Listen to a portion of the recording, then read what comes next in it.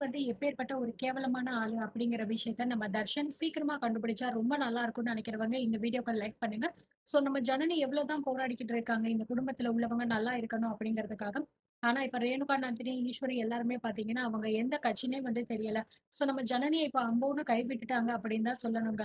இந்த வகையில வந்து பாத்தீங்கன்னா நம்மளுடைய ஜனனியோட அம்மா வந்து வீட்டுக்கு வராங்க. இப்ப தர்ஷன் வேற புதுசா அந்த வீட்டுக்கு வந்திருக்காரு. சோ நம்ம தர்ஷினிய கண்டத்துனது வந்து நம்ம ஜனனி தான் அப்படின்னு கதிர் வந்து கோவத்துல சொல்லியிருப்பாரு.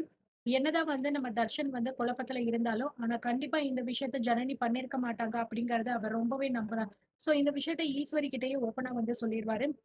நீங்க என்ன வேணாலும் சொல்லுங்கம்மா, அதெல்லாம் நான் நம்புறேன். ஆனா தர்ஷினி வந்து சித்தி தான் கடத்துனாங்க அப்படிங்கிற விஷயத்த என்னால ஏத்துக்கவும் முடியாது. அத நான் நம்பவும் மாட்டேன். கண்டிப்பா இதுல வேற ஏதோ ஒரு விஷயம் இருக்கு. மேபி தர்ஷினி கூட வந்து குழப்பத்துல இருக்கிறதுனால, இந்த மாரி மாத்தி சொல்லலாம் அப்படிங்கிற மாரி வந்து நம்ம தர்ஷன் வந்து சொல்றாரு. இப்போ நம்ம ஜனனியோட அம்மா வந்து ரொம்பவே சர்ப்ரைஸா நம்ம ஜனனிய பார்க்கறதுக்காக வீட்டுக்குள்ள வராங்க. சோ ஜனனிய பார்த்து நம்மளோட சாரி அவங்க அம்மாவ பார்த்து நம்ம ஜனனி ரொம்பவே வந்து ஹாப்பி ஆயிடுறாங்க. "இவ்ளோ நாள் கழிச்சு இங்க வரணும்னு இப்ப தான் உனக்கு வந்து தோணுச்சாம்மா? என்ன பார்க்கணும்னே உனக்கு ஆசை இல்லையா?" அப்படின்லாம் கேட்கறாங்க. "இல்ல ஜனனி, இந்த மாரி எனக்கு சூழ்நிலை சரியில்ல. அதனால தான் உன்ன பார்க்க வராம இருந்தேன். இப்பதான் அம்மாக்கு டைம் கிடைச்சுச்சு. அதனால தான்டா உன்ன பார்க்க வந்திருக்கேன். வா" அப்படின்னு சொல்லிட்டு பார்த்தீங்கன்னா, மேல போயிட்டு அதுக்கப்புறம் கீழ வந்து இறங்கி வராங்க. கீழ இறங்கி வந்துட்டு பார்த்தீங்கன்னா, ஜனனிக்கு சார்பா வந்து ஆதிகுணசேகரன் கிட்ட வந்து பேசலாம் அப்படிங்கிற மாரி நெனச்சு தான் வந்து அவங்க அம்மாவே வந்து வந்திருப்பாங்க.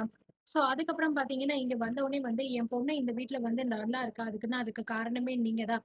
ஆனா ஒரு விஷயம் மட்டும் நான் உங்ககிட்ட சொல்லணும்னு நெனைக்கிறேன். உங்ககிட்ட நான் பேசுறதுக்காக தான் வந்தேன் அப்படிங்கிற மாரி வந்து சொல்றாங்க. ஆ என் பொண்ணு வந்து ஏதோ ஒரு விஷயத்துல வந்து உங்களுக்கு சாதகமா இல்ல அப்படின்னாலும், உங்களுக்கு ஏதாவது கோவப்படுற மாரி நடந்திருந்தாலுமே அவள நீங்க மன்னிச்சிருங்க. ஏன் அப்படின்னா, உங்க வீட்டோட வாரிசு தான் வந்து என் பொண்ணு அவ வயித்துல சுமந்துகிட்டு இருக்கா. அப்படி இருக்கும்போது அவள நல்லா பாத்துக்க வேண்டியது உங்களோட பொறுப்பு தானே அப்படிங்கிற மாரி வந்து ஜனனியோட அம்மா வந்து பேசுவாங்க. இத கேட்டவுனே கதிர் வந்து பாத்தீங்க அப்படின்னா, அவள யாரு சுமக்க சொன்னா? நாங்க ஒண்ணும் அப்படிலாம் சொல்லவே இல்லையே. அவளா சுமந்துகிட்டு இருந்தா, அதுக்கு நாங்க ஒண்ணும் பண்ண முடியாது அப்படின்னு சொல்லிட்டு பாத்தீங்கன்னா, எடுத்தெறிஞ்சு வந்து பேசிருவாரு. இத கேட்டவுனே ஜனனியோட அம்மாவுக்கு வந்து ஒரு மாதிரி ஆயிருது. என்னடா இவங்க இப்படி பேசுறாங்க?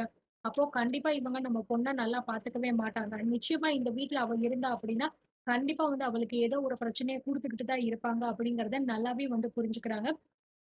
அதனால வந்து பார்த்தீங்கன்னா, நம்ம ஜனனியோட அம்மா எதுவுமே வந்து பேசல.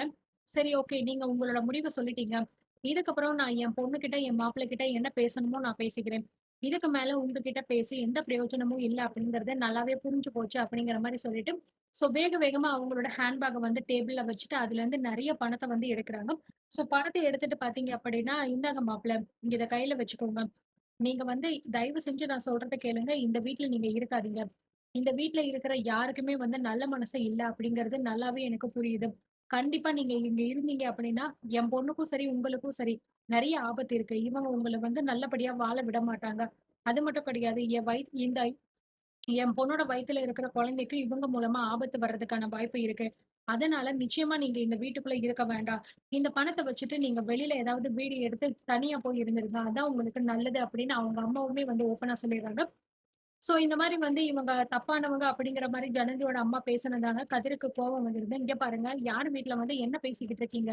யார பார்த்து தப்பானவங்க அப்படின்னு சொல்லிக்கிட்டு இருக்கீங்க?" அப்படின்னு சொல்லும்போது, "வேற யார பார்த்து நான் சொல்லப் போறேன் தம்பி? உங்கள பார்த்து தான் நான் சொல்லிக்கிட்டு இருக்கேன். ஏன் நான் சொன்னது சரிதானே?" அப்படின்னு சொல்லும்போது, "இங்க பாருங்க, தேவையில்லாம வார்த்தைய விட்டுக்கிட்டு இருக்கீங்க. அப்புறம் நான் என்ன சொல்லுவேன்னே எனக்கு தெரியாதுன்னு" சொல்லும்போது, "இதுக்கு மேல நீங்க என்ன சொல்லணும்னு நினைக்கிறீங்க?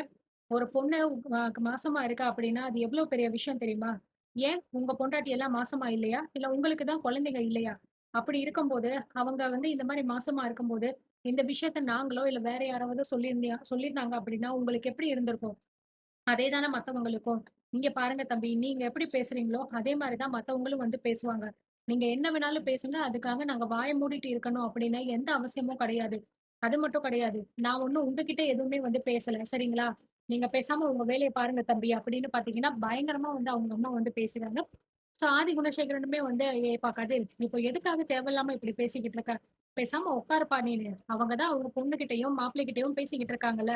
நீ எதுக்கு ஊடால போயிட்டு தலையிட்டுக்கிட்டு இருக்க?" அப்படின்னு சொல்லும்போது, "பாத்தீங்களா அண்ணி அவங்க எப்படி பேசுறாங்க?" அப்படின்னு சொல்லும்போது, ராவணன் வந்து, "கதிர் சார், இப்ப எதுக்கு கோவப்படுறீங்க? உட்காருங்க. எதுக்கு எடுத்தாலும் நீங்க கோவப்பட்டுக்கிட்டே இருப்பீங்களா?" அப்படிங்கிற மாரி சொல்லிட்டு உட்கார வச்சுர்றாங்க.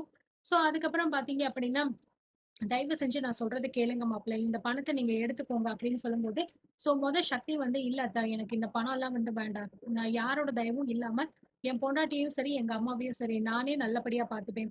நீங்க சொன்ன மாதிரி இந்த வீட்ல நாங்க இருக்க போறது கிடையாது. நீங்க சொன்னது சரிதான். இன்னும் கொஞ்ச நாள்லயே நாங்க இந்த வீட்ட விட்டு வெளியில தான் போறோம். வேற வீடு பார்த்துருக்கோம். அதுக்கான அரேஞ்ச்மென்ட்ஸ் நாங்க பண்ணிட்டு தான் இருக்கோம். அப்படிங்கிற மாரி வந்து சொல்றாங்க. ஸோ இத கேட்டுட்டு எல்லாருமே வந்து பார்த்தீங்கன்னா, ஒரு மாரி பார்த்துட்டு தான் இருக்காங்க. ரேணுகா, நந்தினி இவங்களுக்கெல்லாம் கொஞ்சம் ஃபீலிங்ஸா தான் இருக்கு. பட் எதுவுமே அவங்க பேசாம வந்து அமைதியா தான் நின்னுகிட்டு இருக்காங்க. பரவால்ல மாப்ள. நீங்க சொல்றதெல்லாம் ஓகே தான். ஆனா தயவு செஞ்சு எனக்காக இல்லனாலும், எங்க ஜனனிக்காகவும், அல்லது அவ வயித்துல வளர்ற உங்களோட குழந்தைக்காகவாவது இந்த பணத்த நீங்க எடுத்துக்கோங்க அப்படின்னு சொல்லும்போது, சோ வேற வழியே இல்லாம நம்ம சக்தியும் பார்த்தீங்க அப்படின்னா, அந்த பணத்த வந்து எடுத்துக்கிறாரு. இத பார்த்தோனே நம்ம கதிர் வந்து, "பாத்தியாண்ணே, நம்ம பணம் குடுக்குறோம் அப்படின்னு சொன்னோனே, வேணான்னு சொன்ன ஆளு, இப்போ மாமியார் வீட்ல இருந்து பணம் வந்தோனே, அத மட்டும் எப்படி எடுத்துக்கிறான்னு பாத்தியா?" அப்படின்னு சொல்லும்போது அவங்க அம்மா சொல்றாங்க, "இங்க பாருங்க தம்பி, நீங்க பணம் குடுக்குறீங்க அப்பன்னா, நீங்க என்ன நோக்கத்துல குடுக்குறீங்க அப்படிங்கிறது நல்லா தெரியும். இப்பவே நீங்க இவ்ளோ பேச்சு பேசுறீங்க அப்பன்னா, நான் இல்லாதப்போ நீங்க என் பொண்ணையும் சரி, மாப்பிள்ளையும் சரி, என்னென்ன பேச்சு பேசுவீங்க? அதெல்லாம் எனக்கு என்ன தெரியாது, இல்ல புரியாதுன்னு நெனச்சுக்கிட்டு இருக்கீங்களா?" அப்படின்னு சொல்லிட்டு, "நீ வா ஜனனி" அப்படின்னு சொல்லிட்டு எல்லாருமே பாத்தீங்கன்னா மேல போயிடுறாங்க. ஸோ மேல போயிட்டு உட்காந்துட்டு பாத்தீங்கன்னா, ஜனனியோட அம்மா வந்து அவளுக்கு நெறைய அ அ இதெல்லாமே ட்ரெஸ்ஸஸு, அதுக்கப்புறம் ஃப்ரூட்ஸு, நெறைய டாய்ஸ் எல்லாமே குழந்தைக்கு வாங்கிட்டு வந்திருப்பாங்க. அத எல்லாத்தையுமே வந்து பாத்தீங்கன்னா, ஜனனி கிட்ட வந்து அவங்க அம்மா குடுத்துக்கிட்டு இருப்பாங்க. "இது எல்லாமே அம்மா உனக்காக தான் வாங்கிட்டு வந்திருக்கேன். இந்தா" அப்படின்னு சொல்லும்போது, "எல்லாமே சூப்பரா இருக்கும்மா. இது எல்லாமே எனக்கா வாங்கிட்டு வந்த? ஆமா, இப்ப எதுக்கும்மா இதெல்லாம் எடுத்துட்டு வந்த நீனு? அதுக்கு தான் இன்னும் நாள் இருக்கே" அப்படின்னு சொல்லிக்கிட்டு இருக்காங்க. ஸோ அந்த நேரம் பார்த்து நந்தினி பார்த்தீங்க அப்படின்னா, மேல வந்துடுறாங்க. இவங்க என்ன பேசுறாங்க அப்படின்னு சொல்றதுக்கு. அண்ட் அவங்க அம்மா வந்ததுனால நம்ம ஜனனி வந்து ரொம்பவே வந்து ஹேப்பியா இருக்காங்க, சிரிச்சுக்கிட்டு. இத பார்க்கும்போது நம்ம நந்தினிக்குமே ரொம்ப சந்தோஷமா இருக்கு. இப்படியே நீ எப்பயுமே சிரிச்சுக்கிட்டே இருக்கணும் ஜனனி. அதுதான் எனக்கு வேணும்.